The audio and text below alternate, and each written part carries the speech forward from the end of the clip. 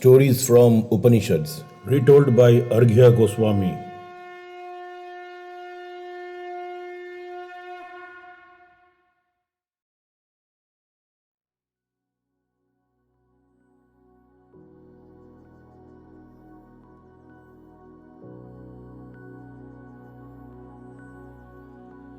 Dear friends, firstly, I would like to say a big thank you to all of you for supporting me by listening to my podcast regularly. I am overwhelmed by the love and the support you all have given me. Your love will help me and motivate me to create more and more content from the Upanishads in the coming days. So, please do like, share, forward, download, and most importantly, please write some valuable review comments, as these comments act as a flag bearer and will help me to create a bigger family of listeners. This episode is also very special. As you might know, India is now on the moon. Scientists of ISRO has proven that even after a major failure you can still win the next time. Chandrayaan 2's Vikram lander failed to soft land on the south pole of the moon 4 years ago. Now, Chandrayaan 3's Vikram lander has successfully soft landed on the south pole of the moon, which is also now called Shiv Shakti Sthal. ISRO studied all the reasons and possibilities of their failure from the previous mission and made a fail-safe design for Chandrayaan 3. So, India is the first country to land on the dark side of the moon. My best wishes and hearty congratulations to the team of the great scientists of ISRO. In the last episode, we learnt about the four states of Atman and discussed the Mahavakya, Aum Atma Brahma. In today's episode, we will cover the rest of the learnings from the Upanishad, especially analyzing the sound Om in detail.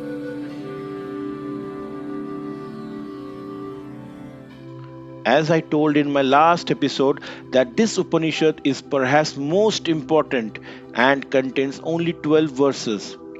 I have covered till verse 7 in my last episode, and today I'll cover the rest of the verses. In case you haven't listened to it, please listen to episode number 26.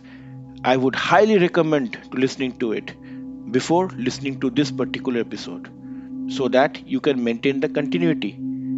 As told earlier, I have taken a creative liberty to visualize this Upanishad as a conversation between a guru and a student. So, friends, without wasting much time, let me continue today's story. The student was completely mesmerized by the knowledge of the four states of Atman. He inquisitively asked his guru, "O learned one, can you please tell me about the relation of Atman or self with Om?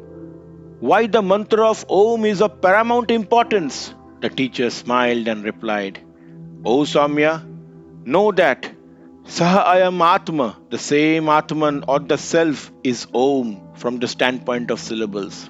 The Om with parts is viewed from the standpoint of its sounds or the letters. The quarters of the self or Atman are the letters of Om. The letters of Om are the quarters of Atman. This Atman is possessed of four quarters by giving predominance to the objects denoted by Om. That very self or Atman, Adhyaksharam, from the standpoint of syllable is Om, when explained with emphasis on the syllable. In Aum Kara, the syllable is again Om, which is divided into quarters, Adhimatram, which exist on the letters as its basis. The student interrupted and asked, "How, sir?" The teacher replied, "Those which constitute the quarters of Atman are the letters of Om." The student again asked, "Which are they?"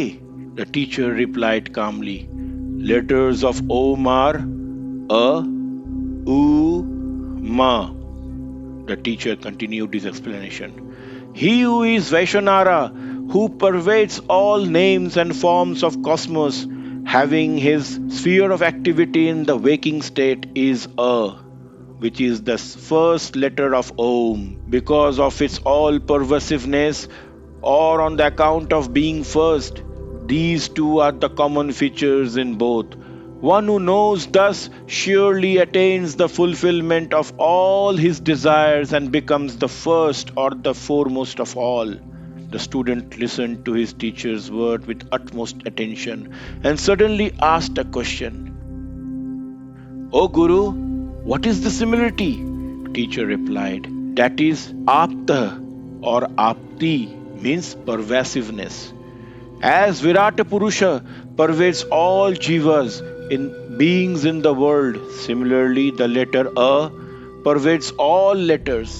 Because of this similarity, Vaishnavara is identified with A. The fruit gained by the knower of this is surely he will attain all desirable things and becomes the foremost among the great." Friends, a quick recap on what teacher explained in part 1 of this podcast. Vishwa state corresponds to Vaishwanara or Virata Purusha. Tejasa state is identical with Hiraanyagarbha and Pragya with the unmanifested. The difference lies only in the sphere of manifestation. Then the teacher continued to talk about the second letter. He who is Tejasa with the state of a dream as his sphere of activity is the second letter U. The student asked, "Why? What is the similarity, O sir?"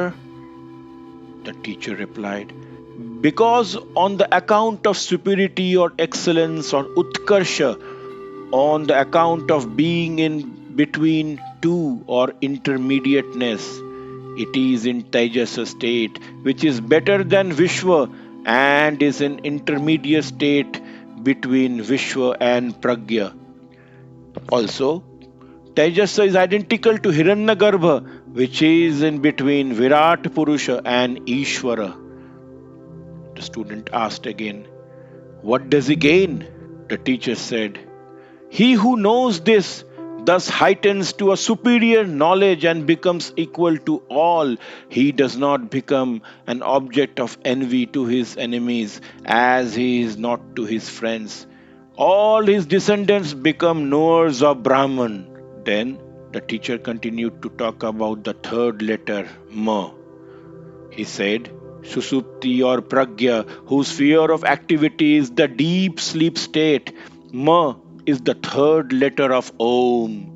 It is because the measure and that wherein all become one, on whom knows this identity of Pragya and Ma is able to know the real nature of things and beings and also come to realize as being the self of all."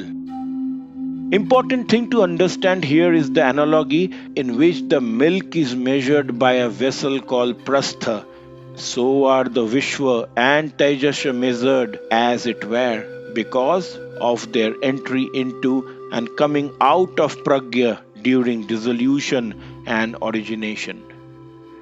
Similarly, at the end of pronunciation of the syllable Om and at the time of its fresh pronunciation, the letters A and U seem to enter into the last letter Ma and come out of it again. It is also because of the absorption, as at the time of pronunciation of Om, A and U seem to have merged or absorbed into the last letter Ma, just as Vishwa and Tejas merge into Pragya at the time of sleep. Thus, the learned person who knows this knows the reality of the universe. Then, the teacher explained what the great sage Gaudapada explained in his Karika to his student. The teacher said, according to Gaudapada Karika, when the identity of Vishwa with the letter A is intended, the similarity of being the first, as well as the similarity of all pervasiveness emerges in view. When the identity of Vishwasya of Vishwa with the mere letter A is intended, then according to the reasoning it can be illustrated that Samanyam or similarity of being Adi, that is first, is seen as obvious. For comprehending Tejasa as identified with U, when its identity with a letter is apprehended, the similarity of excellence is clearly seen, and intermediacy is also equally clear.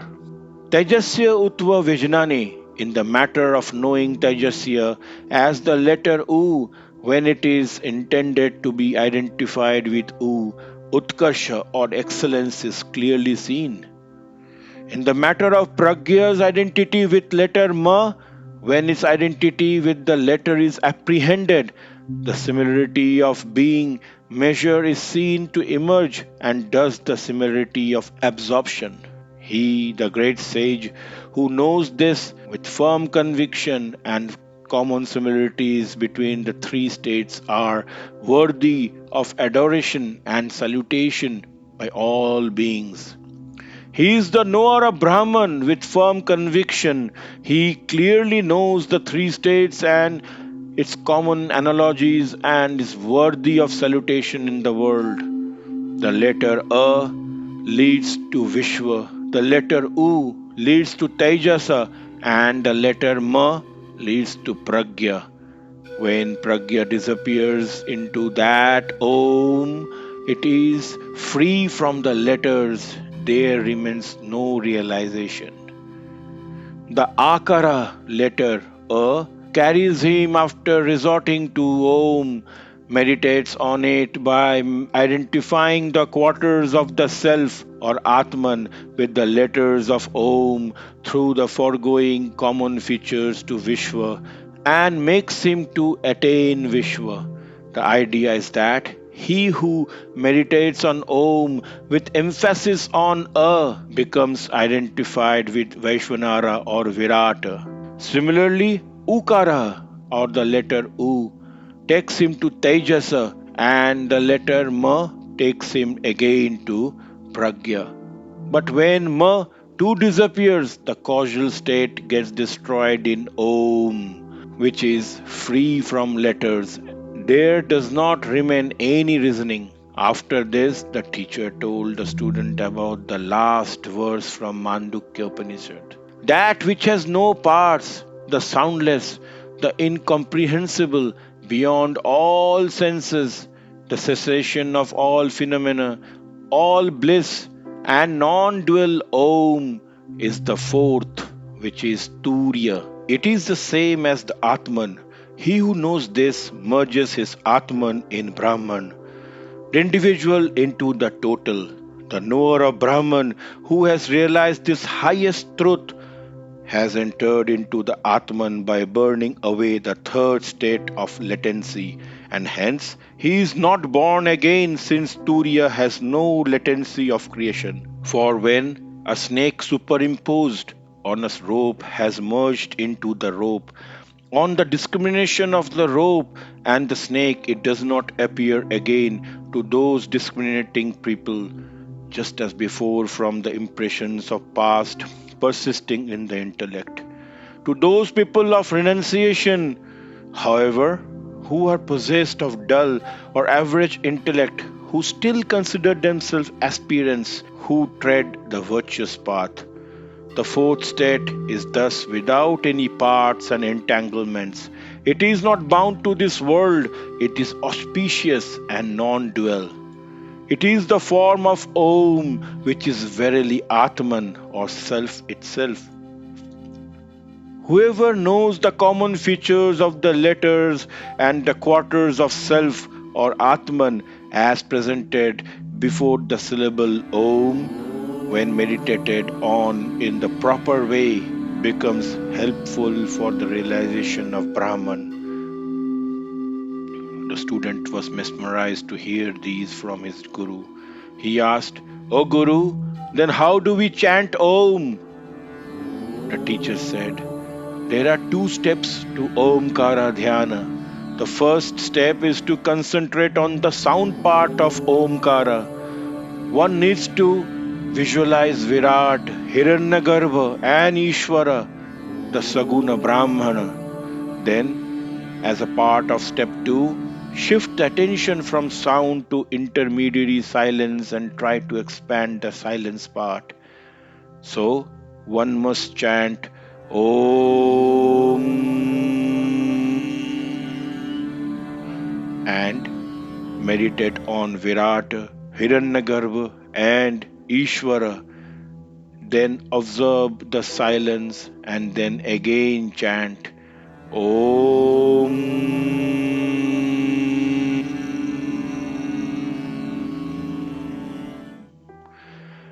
One must learn to dwell on the silence between two Oms and reflect the teachings in the silence. As told earlier, in this silence is Chaitanyam, which is consciousness, awareness, and Nirgunam.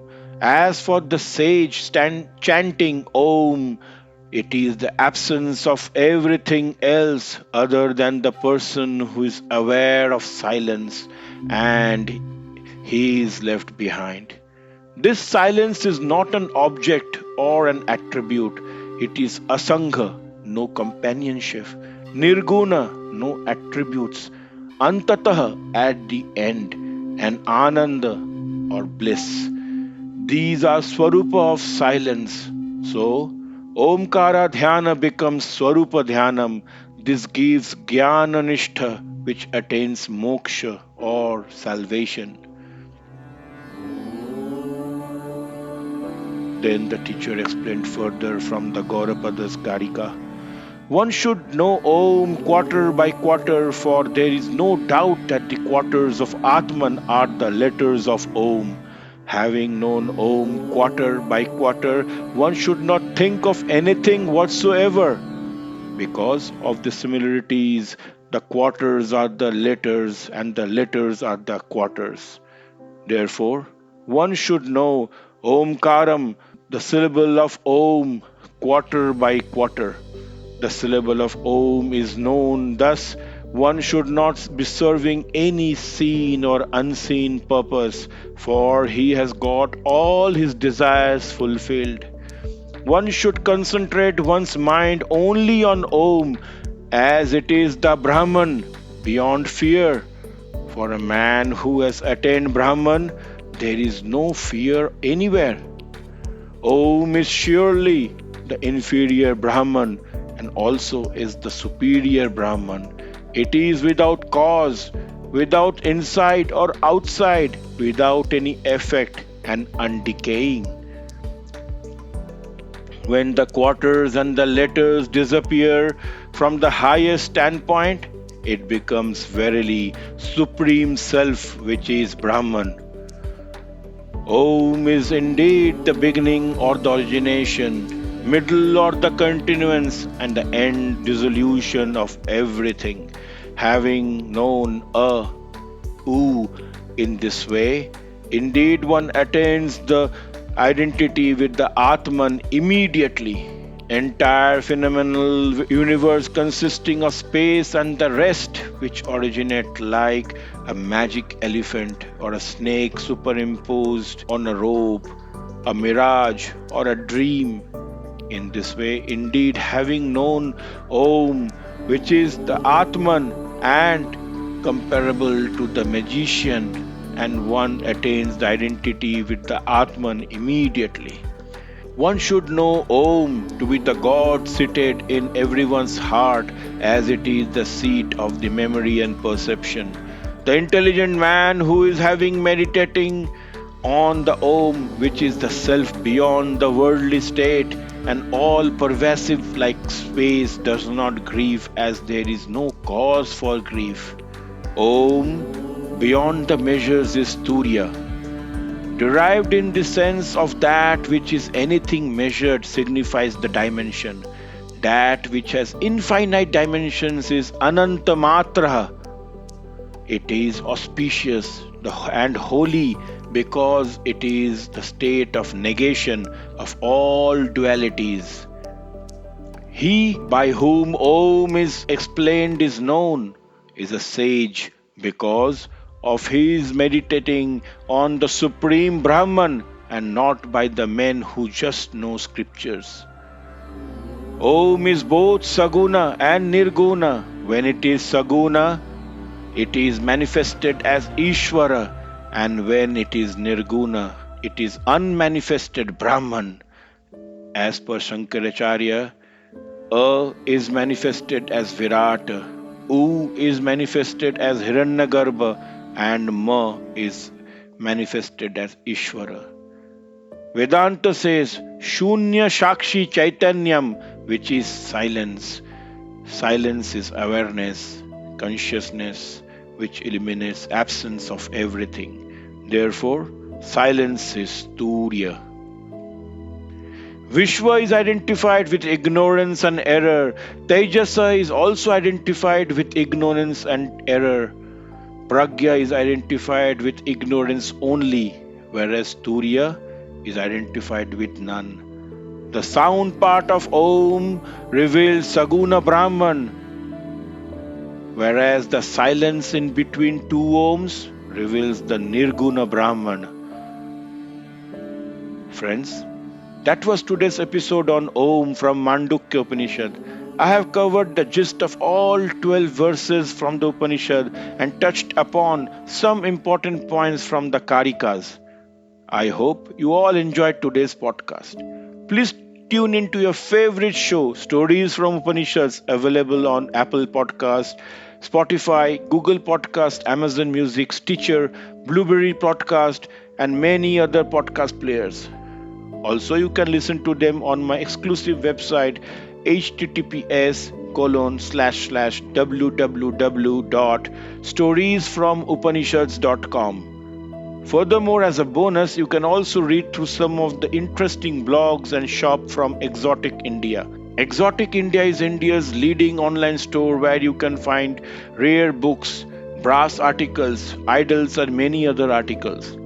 Please do write to me in my email arghyathinks@gmail.com, which is arghyathinks@gmail.com. I do exchange many ideas and concepts with my fellow listeners, and we both learn from each other.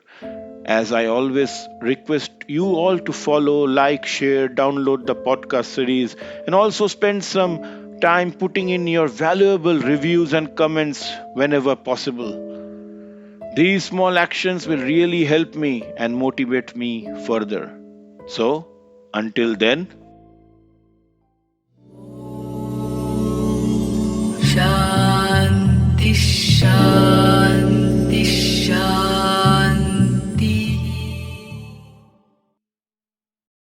Source content collected from various books on Upanishads, such as Messages of the Upanishads by Swami Ranganathanada, Brhadaaranyaka Upanishad by Swami Madhavananda, 8 Upanishads from Advaita Ashrama, Upanishads.org, Vedas and Upanishads for Children by Roopa Pai, and several other write-ups and thoughts on Upanishads.